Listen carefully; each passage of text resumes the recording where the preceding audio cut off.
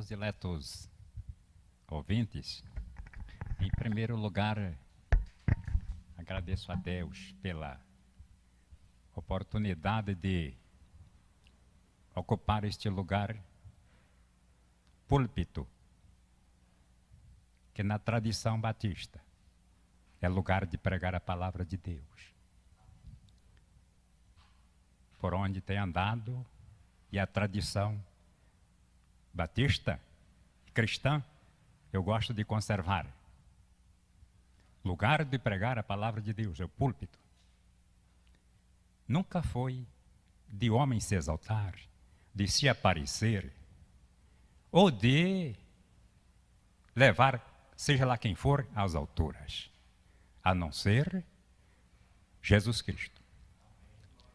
E esta é a visão que, pela graça de Deus, sempre tive, e pela graça de Deus, há mais de 40 anos, continuo, até o último suspiro de vida. Porque é assim que a palavra de Deus diz que deve ser.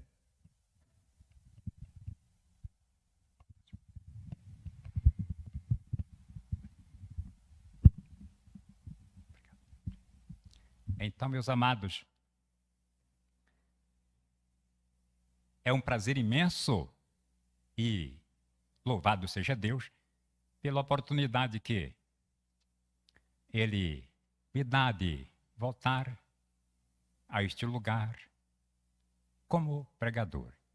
E, em segundo lugar, eu quero agradecer ao pastor Nunes que, providencialmente, instrumento de Deus, foi o canal para que a vontade de Deus se cumpra nesta manhã. Então, em tudo isto, nós louvamos ao nosso Senhor e Salvador, Jesus Cristo, o Senhor da glória. Nós vamos colocar-nos em pé e vamos ler a palavra de Deus. O pastor nos pediu para falar sobre Atos capítulo 9. Não é, pastor? Atos capítulo 9. E, pela orientação divina, eu resumi o capítulo 9 de Atos num só versículo. E é sobre ele que vamos pregar nesta manhã. Antes dessa leitura, queria dizer-lhes que o escritor, pensador e poeta cristão Emerson dizia que o mundo ao cristianismo deve duas coisas. Primeira, o domingo, e a segunda, o sermão. E Emerson tinha toda a razão. Essas duas coisas são coisas do cristianismo de Cristo. O domingo e o sermão. Um domingo sem sermão para uma igreja é um desastre. Sermão tem todo o seu valor na vida da igreja. Vamos ler então Atos, capítulo 9, versículo 31.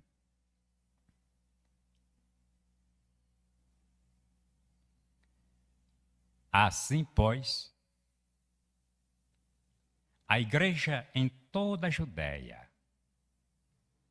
Galiléia e Samaria tinha paz, sendo edificada e andando no temor do Senhor, e pelo auxílio do Espírito Santo se multiplicava. Ó Deus nosso Pai, louvado seja o teu nome, pela tua palavra, Senhor, tão preciosa. E neste momento quero agradecer-te, Senhor, as grandes maravilhas e bênçãos que tu já operaste por mim. E creio, Senhor, que cada um servo teu está dizendo a mesma coisa a respeito de si. Ó nosso Pai, e esperamos que maiores coisas tu has de fazer por nós, porque nós precisamos da tua ajuda, do teu socorro. Nesta hora, na área da saúde, pedimos a graça de Deus em favor dos irmãos enfermos, aqueles que já estão se recuperando pela graça de Deus.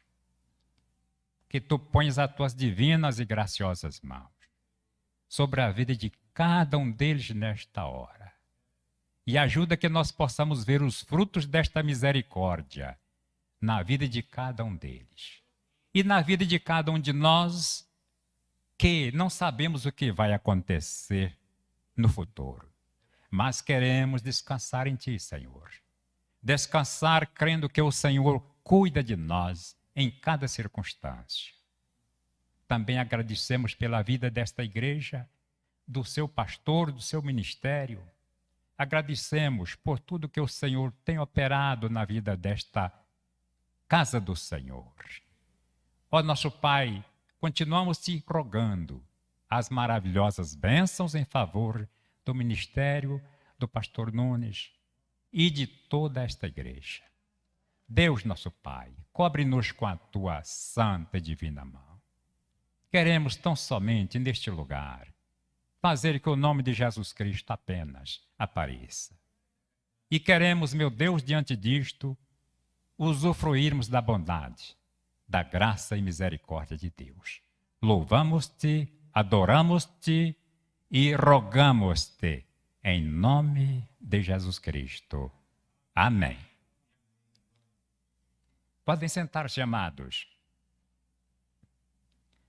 O tema da mensagem que Deus nos deu para esta manhã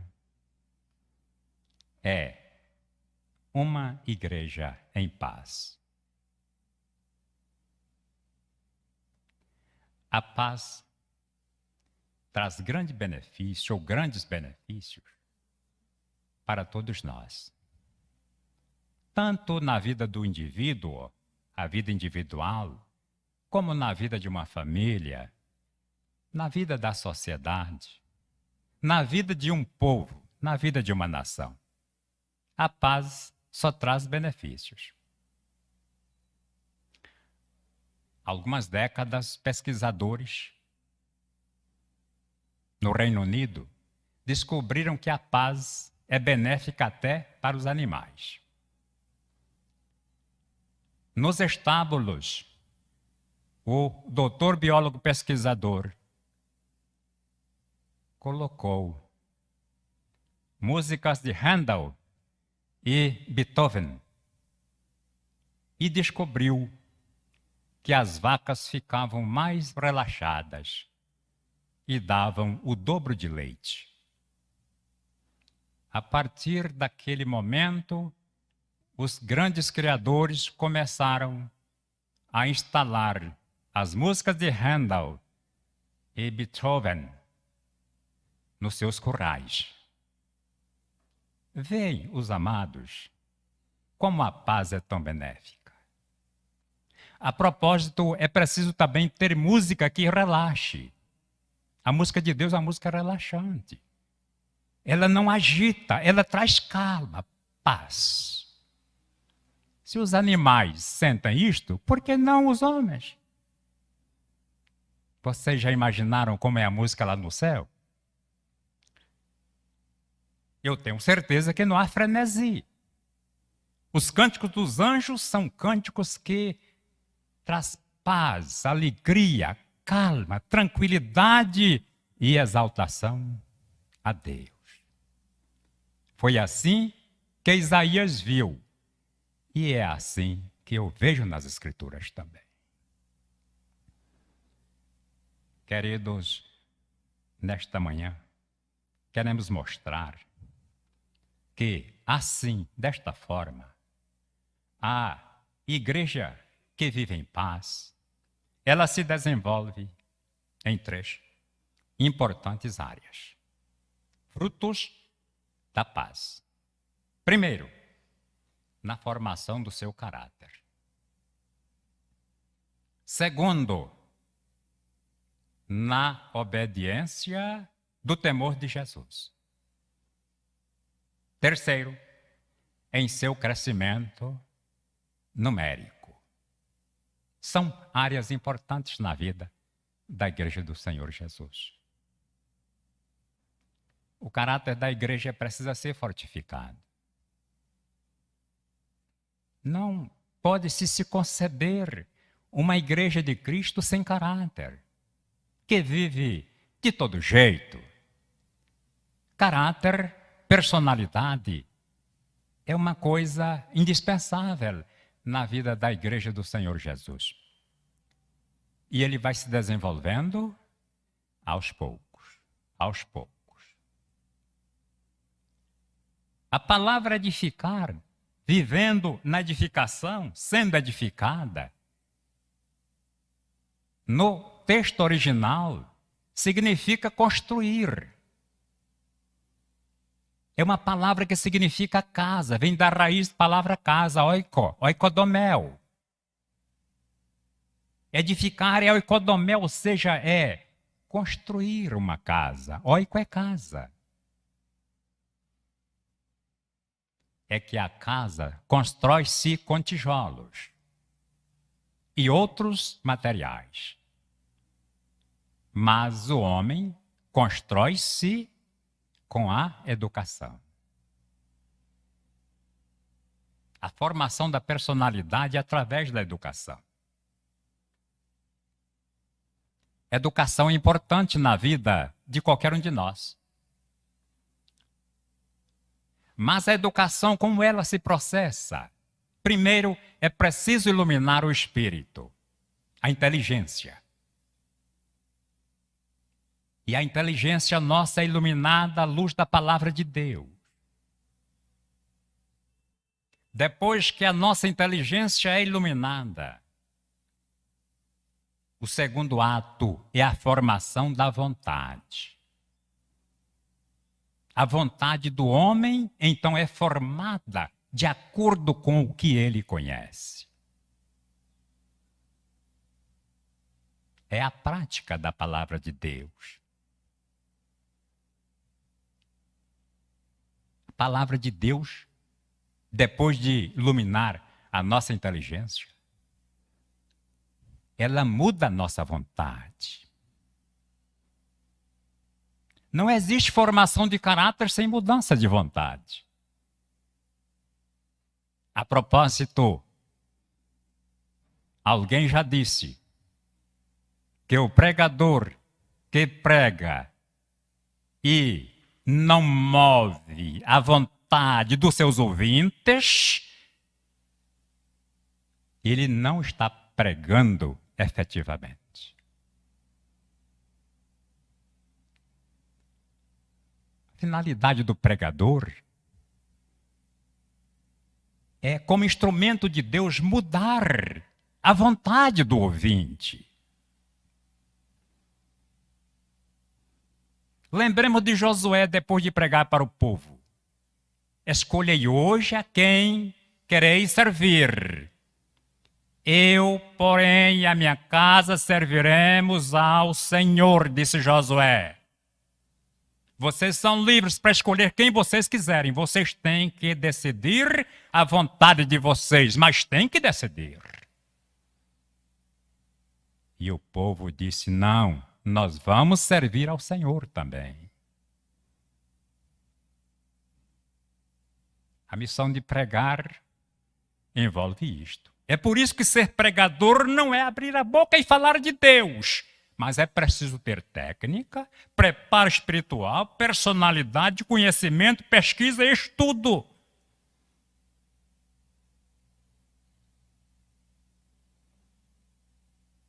Não gosto muito de fazer palestras não, sabe? Eu sou mais pregador do que palestrante. E faço palestras quando o ambiente exige palestra.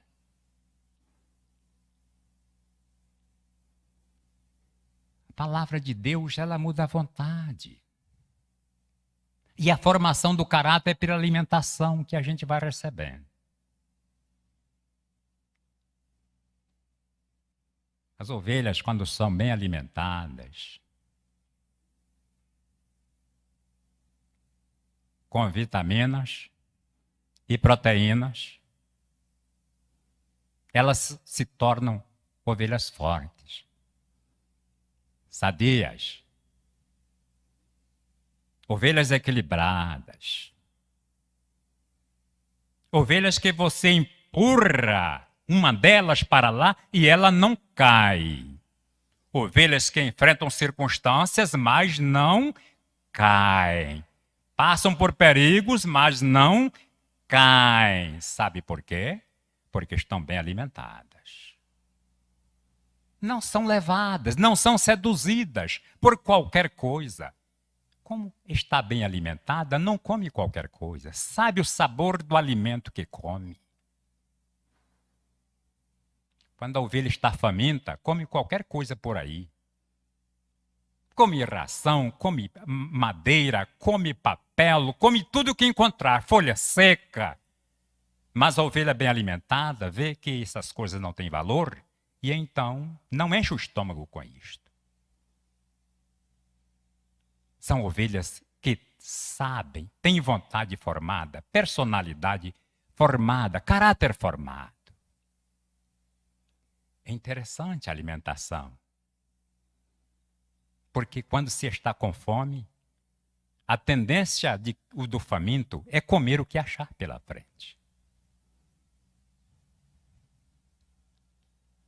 Mas quando está bem alimentado, o indivíduo bem alimentado, o crente bem alimentado, ele não cede aquele apetite de comer o que encontrar pela frente.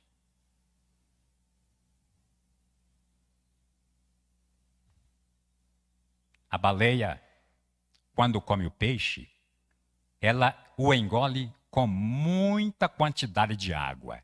Mas o que a baleia faz? Expele a água para fora, porque não é água que ela está procurando, e come o peixe. A ovelha bem alimentada, quando ela ouve essas coisas que não têm valor, descartam, deixam para lá. Só pega o que é bom.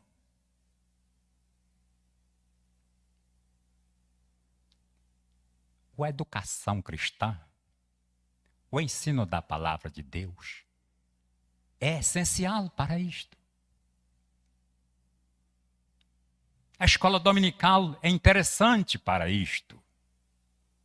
Bem estudada, bem preparada, bem dinamizada, é importante para isto. Mas, acima de tudo, o ensino pastoral.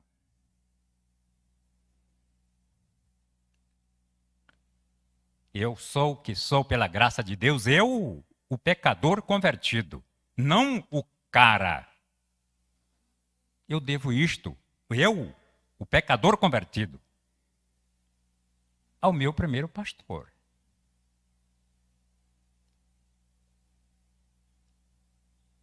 Que soube trabalhar, ensinar, cuidar. E as raízes do Evangelho penetraram de tal forma que, graças a Deus, continuou no meio dos embates, vivendo, sabendo em quem creio, isto é, Jesus.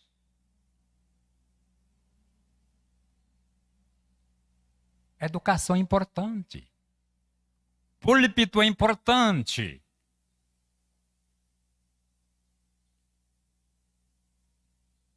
Que os nossos púlpitos, os púlpitos batistas, procurem ver isto para o bem da sua igreja. Napoleão querendo modificar a educação na França e criar uma educação em bases sólidas. Ele chamou o reitor da Universidade de Paris, Fontaine, e disse assim: o Senhor precisa formar homens. E o Senhor julga que alguém poderá ser homem se não tiver Deus? Continuou Napoleão. Para formar homens, nós precisamos de Deus. Porque a educação é uma forma de criação. E só Deus pode criar.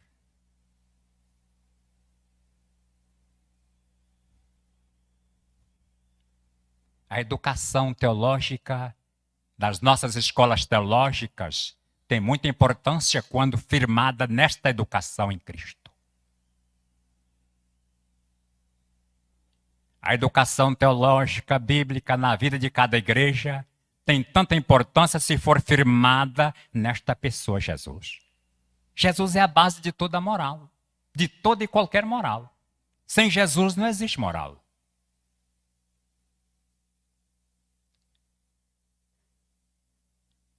Mas a igreja, em paz, não somente se desenvolve em caráter, aquela personalidade cristã vista dentro do templo e fora do templo.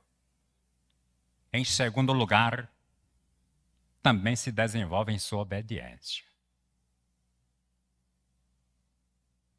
Pois uma igreja não pode ter formação da personalidade, formação do seu caráter, sem obedecer a Cristo. É o segundo passo dela. A formação do caráter é exatamente para isto, para a obediência a Cristo. E andando no temor do Senhor.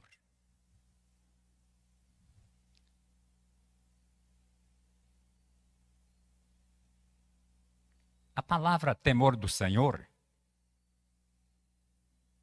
foi bem traduzida pelo aquele que traduziu as Escrituras. João Ferreira de Almeida, na versão que usamos com os melhores textos em hebraico e grego. Foi bem traduzida. Porque, irmãos e diletos ouvintes,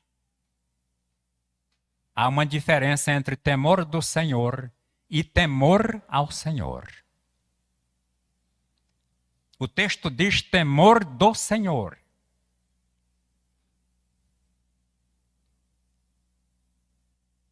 Está falando do temor do Senhor Jesus.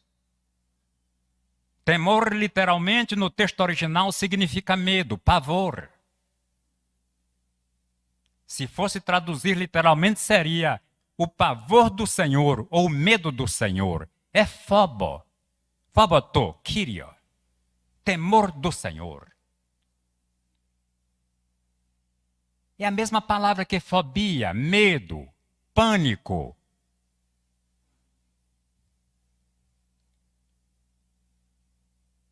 Então a igreja andava no temor do Senhor, aquele temor que Jesus Cristo teve. Refiro em segundo lugar que esse Senhor aqui está se falando de Jesus como Salvador, quando andou neste mundo fazendo a vontade de Deus, o Pai.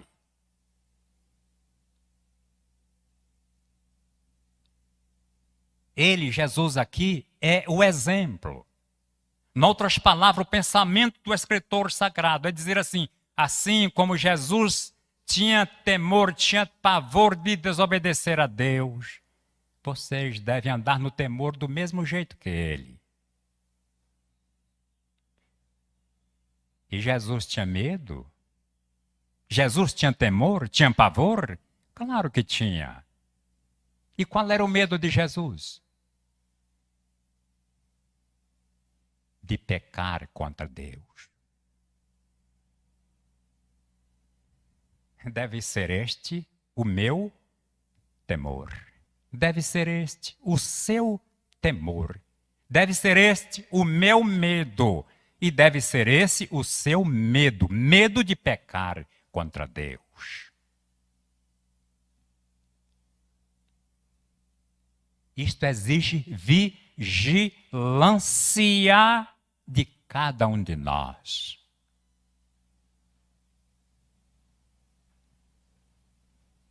Você me entende, ouvinte?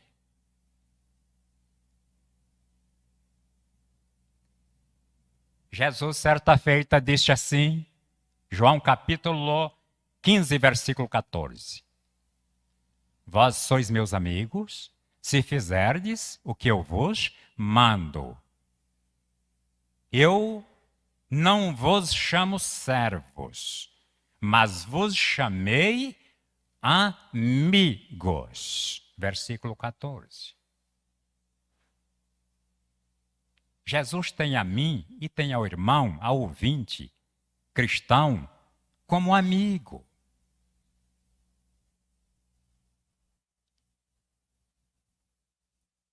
Mas digo mais, este amigo que Jesus Cristo tem a seus seguidores, não é qualquer amigo.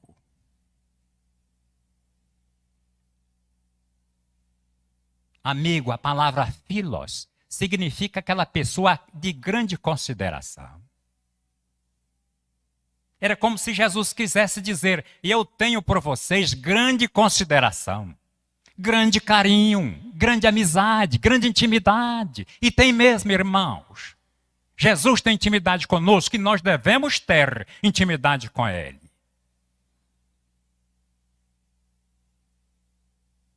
A intimidade com Jesus, ela é desenvolvida também mediante o caráter cristão. Pelo qual clamamos Abba, Pai, ou seja, papaizinho.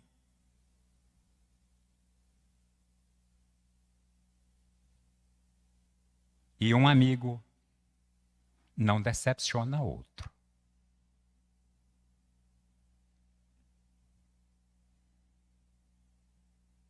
Se Jesus é meu amigo, eu vou procurar nunca decepcioná-lo.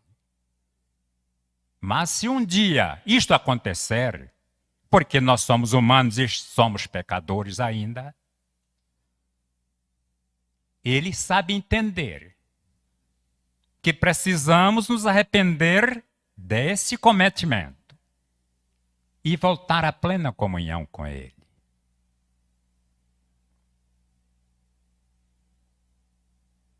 Mas o amigo, da nossa parte para com Jesus Cristo, a nossa amizade, a consideração, é que nos faz viver uma vida vigilante. Dia após dia, sem decepcionar a vida do excelso amigo Jesus Cristo.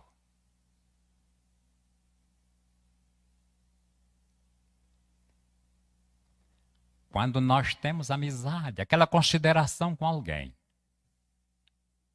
e notamos que o amigo pisa na bola, assim no modo popular de dizer, e vai ferindo o outro, sempre vai ferindo, a nossa tendência para não criar problemas com esse amigo é ir afugentando dele aos poucos. Não dá mais para viver com essa pessoa. Não dá mais nem para falar com essa pessoa. Porque tudo que essa pessoa que era amigo faz é para me prejudicar. É para me ferir. Então é melhor a gente viver separados. E o amigo ofendido vai se afastando aos poucos, até cortar o papo, a comunhão. Quando a igreja fere Jesus e não se arrepende, quando o crente, o indivíduo, fere Jesus e não se arrepende, quando o pastor também fere Jesus e não se arrepende, porque nós estamos sujeitos. Nós estamos sujeitos. Um pastor não é melhor do que qualquer outro. Como disse Paulo, nós somos semelhantes a vocês. Mas destes pecados nós nos arrependemos, não é, pastor? Nós somos melhores do que vocês. Jesus vai se afastando da vida dele. Jesus vai se afastando da vida do crente. Vai se afastando da vida da igreja. Ela vai ficando só. E no dizer do próprio Cristo, tem nome de que vive, mas está morta. E não percebe, ele afasta tão lentamente, tão vagarosamente que a pessoa ou a instituição não percebe. Quando Sansão cometeu os pecados que ele cometeu e disse, eu vou sair como das outras vezes, e procurou força, não tinha. Por quê? O Espírito do Senhor tinha se afastado dele e ele estava enganado. Não percebeu. É assim que acontece comigo, é assim que acontece com você, igreja, e com você, irmão, que não vive na vigilância de uma vida de caráter e de obediência do Senhor. Ele vai se afastando. Quando menos se espera, você fica só. Sem perceber. Porque ele afasta bem silenciosamente.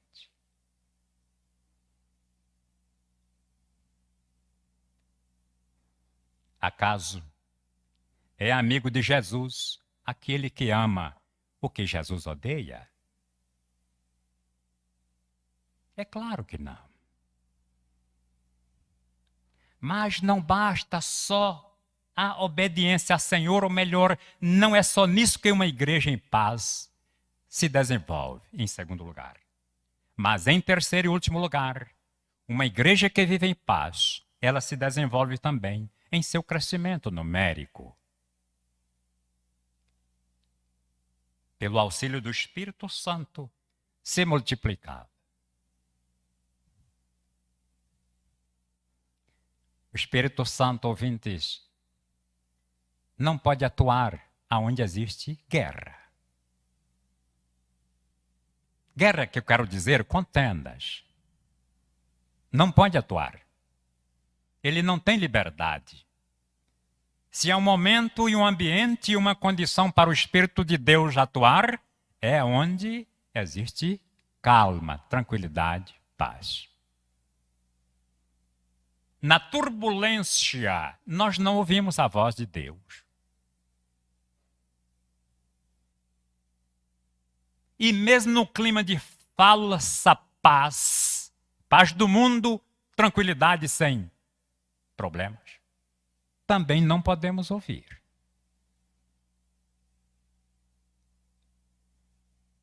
A propósito, paz não é ausência de tribulação. Paz é viver calmo, seguro em Cristo, mesmo em meio aos piores sofrimentos. Jó vivia em paz, em meio a tantos sofrimentos. Os apóstolos viveram em paz, sendo chicoteados, mas estavam em paz, porque estavam com a consciência tranquila de que estavam no caminho do Senhor. E o que estavam sofrendo por causa do Senhor. E diz o apóstolo Pedro que nenhum de nós deve sofrer como ladrão, como malfeitor, como enganador, como carrasco. Mas se sofremos pelo reino de Deus, pelo nome de Jesus, bem-aventurados sois, disse ele, porque sobre vós repousa o Espírito da verdade. Podemos viver em paz, mesmo sendo atacados. Podemos viver em paz. É esta condição que o Espírito de Deus exige para ele poder atuar. Paz e santidade.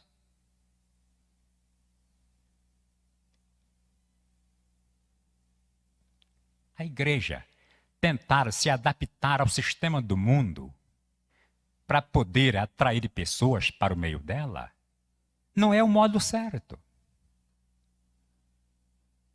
A igreja não tem que se adaptar ao sistema do mundo para atrair gente.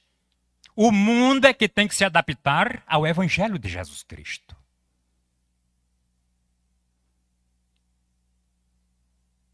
Ah, mas minha igreja está vazia.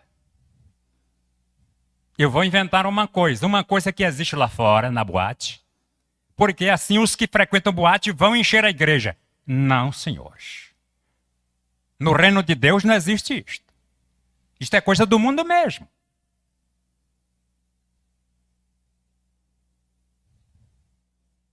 A lagarta, ela se transforma em borboleta. E antes de se transformar em borboleta, é um animal asqueroso.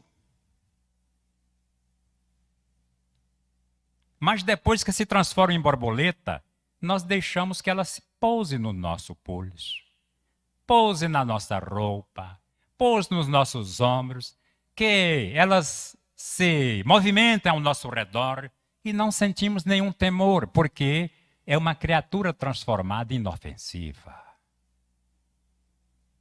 É o processo chamado de metamorfose. A lagarta se transforma em borboleta e não borboleta se transforma em lagarta.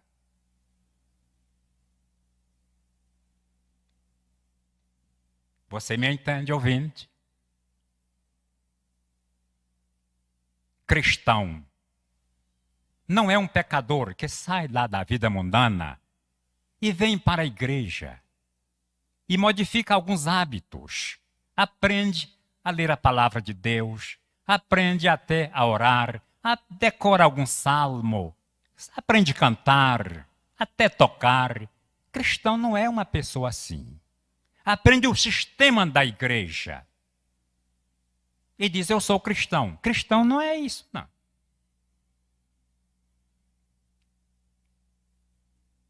Cristão é alguém que nasceu de novo. Não é um pecador reformado. Por exemplo, como uma cadeira velha. Está quebrada, bamba, e você pega e troca os pregos e até arranja uma perna para ela, prega também de novo, ela fica firme. Você aproveita a estrutura dela, o assento, troca as almofadas, o recosto você aproveita e troca uma perna, e aí fica uma cadeira boa, forte, firme. Foi reformada e não uma cadeira nova. Cristão não é assim. Jesus, nosso Salvador, diz que não se põe remendo de pano novo em vestimentas velhas. Ele diz, porque fica visível. Comigo é assim, diz, tem que ser tudo novo, disse Jesus. Também não se põe vinho novo em odres velhos, disse Jesus.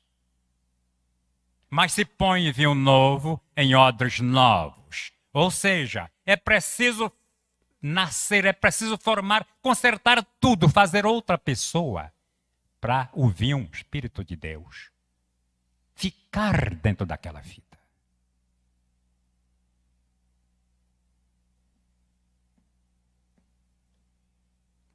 E digo, irmãos e ouvintes, que só o Espírito de Deus pode operar isto. Só o Espírito. Por isso que o nosso texto diz, e pelo auxílio do Espírito Santo, a igreja se multiplicava. Só o Espírito de Deus pode fazer isto. Não adianta a gente inventar as coisas, trazer as coisas do mundo para dentro dela, para atrair gente e dizendo que é crente. Porque isso não funciona. Para Deus, não funciona. Tentar dar um jeitinho, substituir o poder de Deus, o Espírito Santo de lado e inventar as nossas criatividades deste mundo. A coisa é séria. Quer ser cristão? Quero, mas é desse jeito que Jesus exige. Mas e se a igreja não crescer? A responsabilidade é de Deus. E não minha. Minha responsabilidade é testemunhar, viver uma vida de santidade, pregar e fazer tudo possível. Se ele não quiser vir, não é problema meu. Problema de Deus. Deus sabe o que faz com ele. O evangelho é maravilhoso, não é? Quando prego, eu não me preocupo com resultados, não, pastor Nunes. Eu não me preocupo, não. Uma certa ocasião, uma tia minha perguntou assim, sua igreja tem quantos membros? Tem tantos membros. Está crescendo muito? Falei, sabe lá Deus. Deus é quem sabe se ela está crescendo muito. Eu estou cumprindo o meu papel como pastor.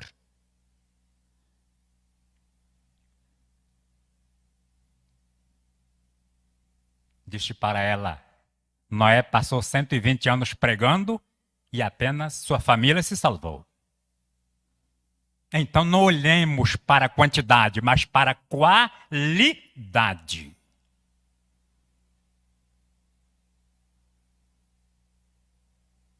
Quantos batismos sua igreja realizou? Nenhum. Se nós estamos testemunhando, estamos pregando, estamos evangelizando, estamos fazendo tudo, não é problema nosso.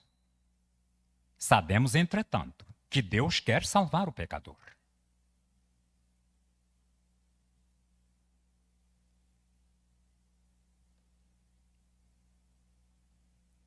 O segredo de uma igreja que chega a esse ponto, que o versículo 9 diz na sua última parte,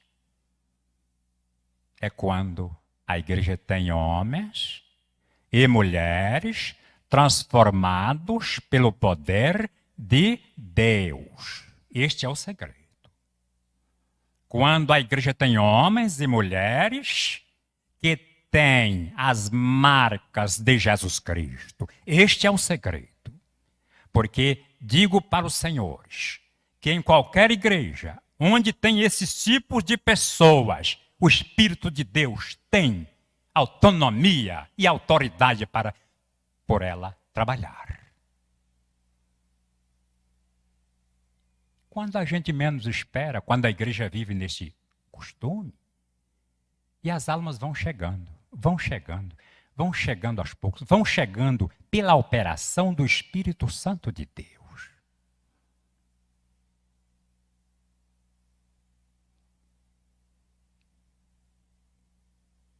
Finalizando, aquilo que impede uma igreja viver em paz, eu disse aquilo e não aquele. Aquilo que impede uma igreja viver em paz e se desenvolver na formação do seu caráter, na obediência do temor de Jesus, caso genitivo no original, e o crescimento numérico, isso que impede isto acontecer, deve ser banido da vida da igreja. Retirado para muito longe. Dr. Payson, um eminente e piedoso cristão, visitando um museu nos Estados Unidos. Museu Paleontológico.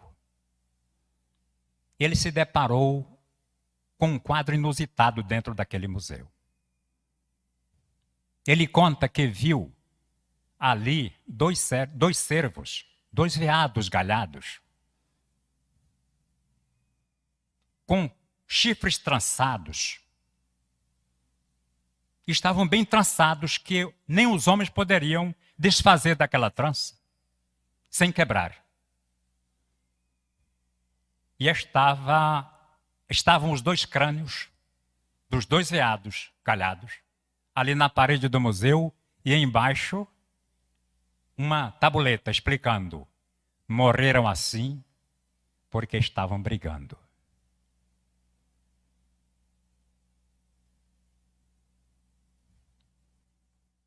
Os dois eram veados machos e estavam disputando pelo rebanho, pelas fêmeas. Resultado, eles se enroscaram, seus chifres se enroscaram uns nos outros. O rebanho vazou e ficaram apenas os dois brigões. E eu imagino, se é que veado pensa, tenha dito, não valeu a pena a gente brigar. Porque nem eu fiquei dono do rebanho e nem você. E o rebanho vazou.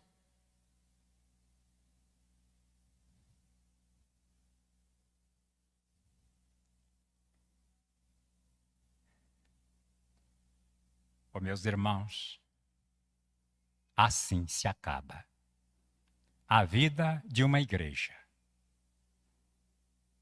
que não cumpre a sua missão, que não desenvolve esses caracteres, que não desenvolve essas áreas tão importantes, explanadas nesta manhã. Assim se acaba uma igreja.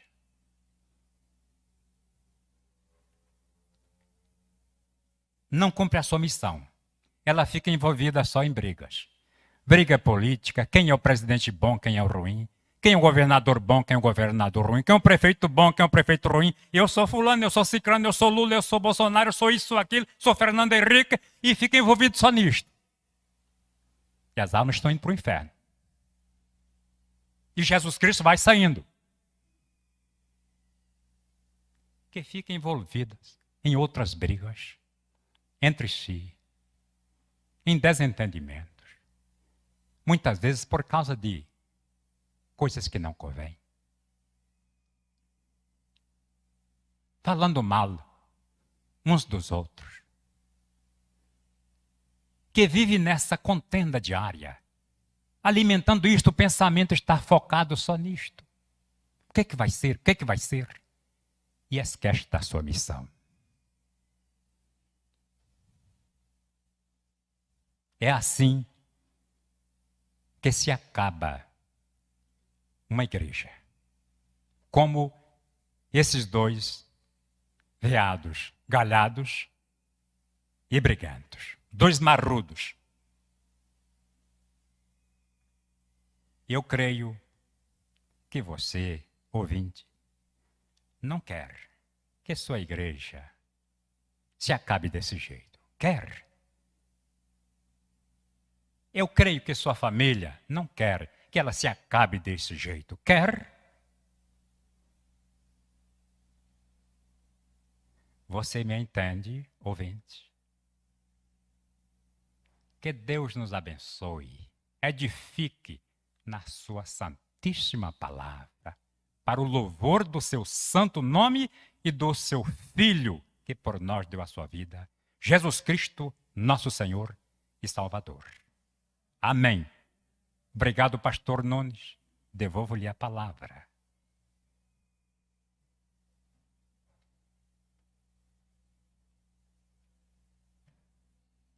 Queridos irmãos, estamos chegando ao final desse culto de louvor e gratidão ao Senhor.